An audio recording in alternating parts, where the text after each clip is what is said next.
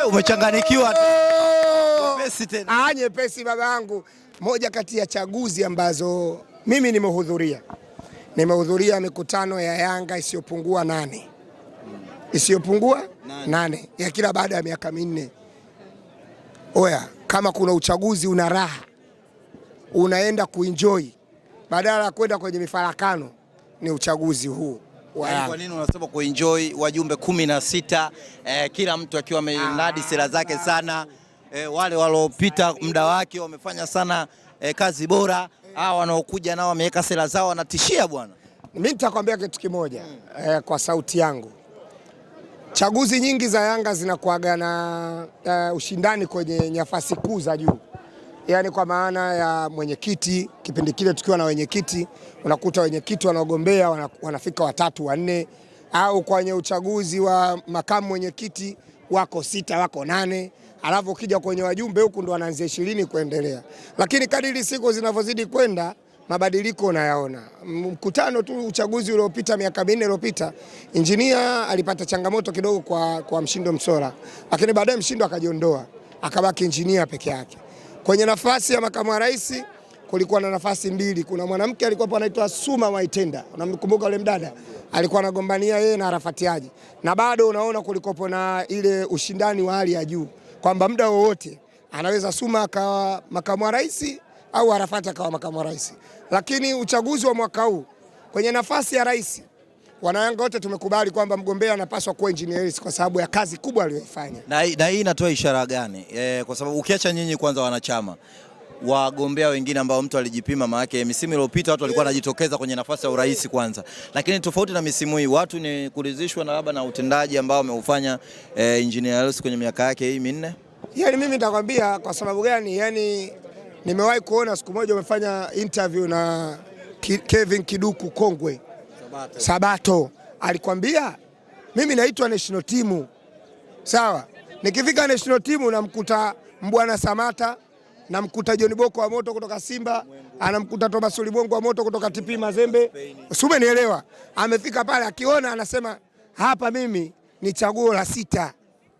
Acha niwabebee viatu hawa ambao tayari wana namba zao. Mbwana Samata hapa huwezi kumuondoa kwenye timu, huwezi kumuondoa Thomas Ulimwengu kwenye Seka Force. John Boko huwezi kumuondoa. Ndicho ambacho wanayanga sasa tumekifanya. Kwamba inawezekana dadangu ana elimu ya juu kumzidi Engineer. Ana maarifa mengi kumzidi Engineer. Lakini kila akijipima kwenda kumpa changamoto kugombea Engineer, anasema hapana, kwa aliyoyafanya tumpe nafasi nyingine afanye mengine zaidi ya haya. Akikwama uko mbele ndio tunaenda kuangalia, kwa sababu wanayanga bado wapo wenye vision na wenye akili nyingi zaidi. Inawezekana na waliomzidi hata elimu president wetu. Lakini kwa aliyoyafanya kila mwanayanga akakubali kwamba bwana huyu amefanya kitu. Na sisi tumesema kwenye nafasi 2 za juu kwa walioyafanya, sidhani kama kuna mwanayanga angekubali kwenda kuchukua fomu ya kwenda kumchallenge Engineer. Unamchallenge kwenye nini? Kwenye squad? Kwenye matokeo? Simba anafungwa mara 6 mfululizo, haijawahi kutokea nchi. 6 mfululizo back to back, yani unacheza na Simba Sports. Kuna mtu mgumu kama Simba kwenye kucheza naye nchi?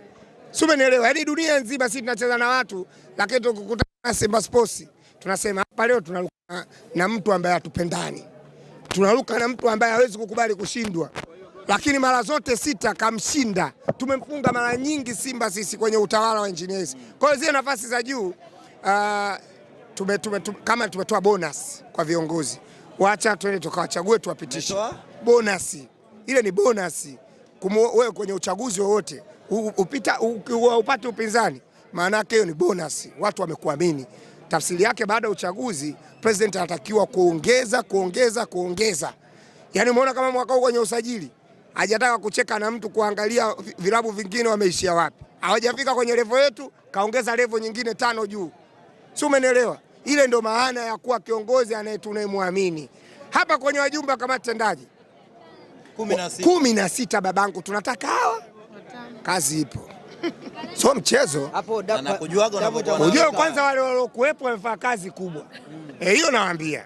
So Alex Ngai kafanya kazi ya moto ya kutukuka. Si umenielewa? Nenda kwa Munili Saidi kafanya kazi ya moto ya kutukuka. Nenda kwa Yanga Makaga, hatari babangu, weka mbali na watoto wewe mwanamume. Nenda kwa Gulamali kafanya kazi ya moto, si umenielewa? Nenda kwa yule Gerard Kinga, kafanya kazi ya moto. Wote wajumbe kama tendaji wamefanya kazi nzuri na tuliokuwa tumeifurahia, lakini walioongezeka kutoka pale kwenye 5 mpaka kufika kwenye 16, hawa wengine kaja Mangungu, kaja Juliasi, kaja dadangu yule mwandishi mwenzenu wa habari Priska Kishamba, amekuja sijui yule nani Omboi, sijui Rojazi Gumbo, kuna wengine wameongezeka, si ndio? Walioongezeka wote ukiwaangalia kwenye kazi ambazo walikuwa wanafanya kabla ya kugombea, wafanya kazi nzuri. Julius Mbea kafanya kazi kubwa, huyu Mshindo Msola mwanae kazi aliyokuwa anaifanya hapa Dar es Salaam ni nzito kwenye timu. Ukienda kwa huyo dada yetu Priska Kishamba, tangu mpaka anatukanwa na msemaji wa madunduka wa zamani ule Bugatti alivyokuwa anakwazana, yani alikuwa anakwazana naye kwa sababu dada yetu alikuwa Yanga sana, si umenielewa? Sasa watu wafanya kazi nzuri, wana Yanga tutaenda kufanya maamuzi ya kuchagua tu kuleta 5 wafanye kazi kwa miaka mingine 4. Watakaokosa nafasi tutaungana nao tena kwenye matawi, kama ni makatibu, kama ni viongozi wa matawi, tutaungana tena kwenye matawi tuendeleze gurudumu la Yanga. Watakaopata nafasi sio kwamba ni wakubwa kuzidi wenzao, wao ni Yanga kama mimi ambaye sijagombea, kama huyu ambaye hajagombea. Waende wakaongoze vizuri kwa haki, timu isonge mbele. Tunataka Yanga ngumu, Yanga ambayo Al Ahly akiona atimgu, sio Simba, sio Azamu, yani Yanga ambayo yani booster hii sio kwa ajili ya timu za ndani. Achana na kamkumbe, si hatuwezi kuanza kuakadiria. Timu yetu iko mbali babangu. Timu iliyotengenezwa sasa hivi ni kwa ajili ya national. Hata wao na wenyewe wanasema wako mbali. Ibrahim Dumbia. Top steka, what steka. Kaja vichefu mimi mteo steka hata timu yako washabiki wana mashaka na wewe. Hivi unaweza kama mchezaji alafu bado watu wanokushangilia wana mashaka. Sasa si wengi wa mbona tachi ya kwanza kama Papendwa top scorer hiyo. Mali. Sasa Mali nako kuna ligi. Mali ligi yao hivi kwenye Afrika iko hata nafasi ya ngapi? Kaka mimi nisikilize.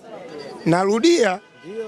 Kuna mwanamume katua shin sita anaitwa Fred Ngoma. Nyie waandishi, Fred Ngoma ni satellite ya dunia ya mpira. Fred Ngoma ni satellite ya mpira. Hivi unajua satellite? Yaani inaskani dunia.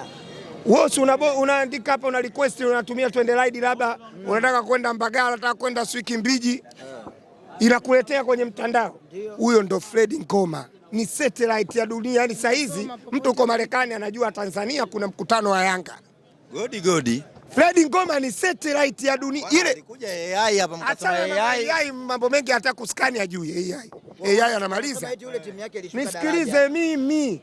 Fred Ngoma ni satellite ya dunia. Satellite inakaa hivi, inachungulia dunia nzima. Hapa kuna maji, hapa kuna matope, hapa nipeleke pale. Ishachungulia 16, maana yake unaweza kusema satellite tarehe 12 anaanza kazi mwanamume. Kuna sehemu duniani hazipigiki picha. Sasa satellite ya dunia inafika mpaka msitu wa Amazon, nagundua kuna lijoka lenye urefu wa kutoka Mbagala mpaka Mbezi mwisho. Satellite ya dunia.